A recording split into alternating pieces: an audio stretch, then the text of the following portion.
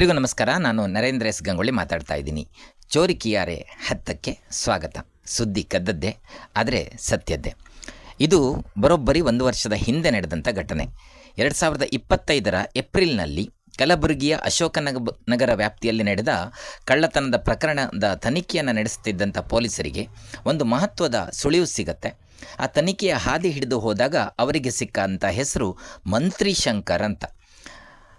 ಹಾಗೆ ನೋಡಿದರೆ ಮಂತ್ರಿ ಶಂಕರ್ ಅನ್ನೋದು ಆತನ ನಿಜವಾದ ಹೆಸರಲ್ಲ. ಆತನ ನಿಜವಾದ ಹೆಸರು ಶಿವಪ್ರಸಾದ್ ಅಂತ. ಆದರೆ ಅಪರಾಧ ಜಗತ್ತಿನಲ್ಲಿ ಮಂತ್ರಿ ಶಂಕರ್ ಎಂಬ ಹೆಸರಿನಿಂದಲೇ ಹೆಚ್ಚು ಪರಿಚಿತನಾಗಿದ್ದಾನೆ.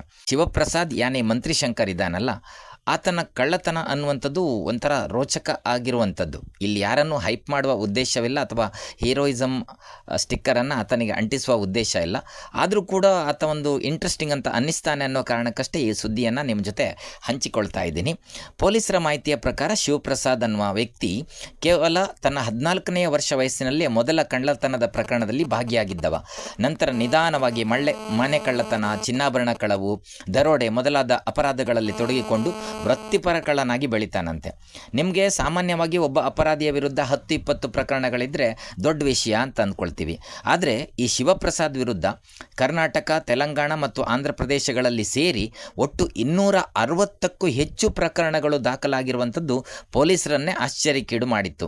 ಅಂದರೆ ಸರಾಸರಿ ನೋಡಿದರೆ ಒಂದು ವರ್ಷಕ್ಕೆ 6ರಿಂದ 7 ಪ್ರಕರಣಗಳಲ್ಲಿ ಈತನ ಹೆಸರು ಕೇಳಿ ಬಂದ ಹಾಗಿತ್ತು. ವಿಚಾರಣೆ ನಡೆಸಿದಾಗ ಆತ ಕದ್ದ ಚಿನ್ನಾಭರಣಗಳನ್ನು ನೇರವಾಗಿ ತನ್ನ ಬಳಿ ಇಟ್ಕೊಳ್ಳದೆ ಸಂಬಂಧಿಕರ ಮನೆಯಲ್ಲಿ ಅಡಗಿಸಿಟ್ಟಿದ್ದಾನೆ ಅನ್ನೋದು ಕೂಡ ಬೆಳಕಿಗೆ ಬರುತ್ತೆ. ಪೊಲೀಸರು ದಾಳಿ ನಡೆಸಿ ಸುಮಾರು 412 ಗ್ರಾಂ ಚಿನ್ನಾಭರಣಗಳನ್ನು ವಶಪಡಿಸಿಕೊಳ್ತಾರೆ. ಇದರ ಅವತ್ತಿನ ಮೌಲ್ಯ 30 ಲಕ್ಷ ಅಂತ ಅಂದಾಜು ಮಾಡ್ತಾರೆ ಕೂಡ. ವಿಚಾರಣೆ ವೇಳೆ ಕಲಬುರಗಿ ಸೇರಿದಂತೆ ವಿವಿಧ ಜಿಲ್ಲೆಗಳಲ್ಲಿ ನಡೆದ 10 ಪ್ರಕರಣಗಳಲ್ಲಿ ತನ್ನ ಕೈವಾಡ ಇದೆ ಅನ್ನೋದನ್ನು ಆತ ಒಪ್ಕೊಳ್ತಾನೆ ಕೂಡ. ಅದಕ್ಕಿಂತ ಇಂಟ್ರೆಸ್ಟಿಂಗ್ ಅಂತಂದರೆ ಕಲಬುರಗಿಯ ಮನೆಯಲ್ಲಿ ಈಗಾಗಲೇ ಸುಮಾರು 14.5 ಲಕ್ಷ ಮೌಲ್ಯದ ವಿವಿಧ ವಸ್ತುಗಳನ್ನು ಚಿನ್ನಾಭರಣ ಜೊತೆ ಸೇರಿ ಕದ್ದು ಪರಾರಿಯಾಗಿದ್ನಲ್ಲ, ಆ ಚಿನ್ನಾಭರಣಗಳಲ್ಲಿ ಕೆಲವನ್ನು ಮಾರಿ ಬಂದ ಹಣದಲ್ಲಿ ಲಾತೂರ್ನಲ್ಲಿರ್ತಕ್ಕಂಥ ಅನ್ಸಾರಿವಾಡಿಯಲ್ಲಿ ಇಡೀ ಊರಿಗೆ ಭೂರಿ ಭೋಜನದ ವ್ಯವಸ್ಥೆಯನ್ನು ಮಾಡಿದ್ದ. ಇಡೀ ಊರಿಗೆ ಊಟ ಹಾಕಿಬಿಟ್ಟಿದ್ದಂತೆ. ಈತ 14ನೇ ವಯಸ್ಸಿನಿಂದಲೇ ಕಳ್ಳತನ ಶುರು ಮಾಡಿದ್ದು ಮಾತ್ರ ಅಲ್ಲದೆ ಕಳು ಮಾಡಿದ ಹಣದಲ್ಲಿ ಬೇರೆ ಬೇರೆ ನಗರಗಳಿಗೆ ಹೋಗಿ ಮೋಜು ಮಸ್ತಿ ಮಾಡಿಕೊಂಡು ಬರ್ತಾ ಇದ್ದ. ಸಂಸಾರಕ್ಕೂ ಹಣವನ್ನು ಬಳಸ್ತಾ ಇದ್ದ. ಈ ನಡುವೆ 4 ಬಾರಿ PD ಆ್ಯಕ್ಟ್ ಅಡಿ ಸರಿಸುಮಾರು 4 ವರ್ಷಗಳ ಕಾಲ ಕೇಂದ್ರ ಕಾರಾಗೃಹದಲ್ಲಿ ಶಿಕ್ಷೆಯನ್ನು ಕೂಡ ಅನುಭವಿಸಿದವನು.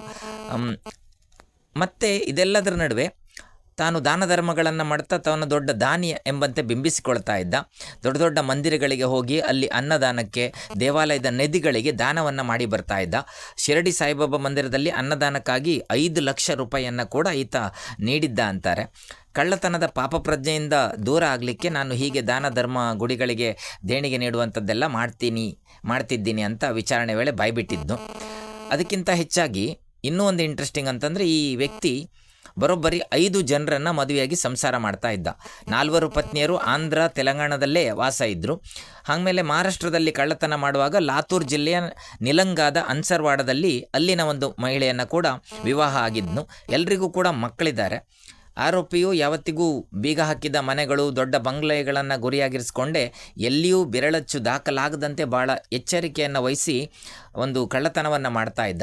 CC ಕ್ಯಾಮರಾಗಳು ಎಲ್ಲಿ ಕಂಡು ಬರ್ತವೆ ಅಲ್ಲಿ ಈತ ಕಳ್ಳತನಗಳನ್ನೇ ಮಾಡ್ತಾ ಇರಲಿಲ್ಲ.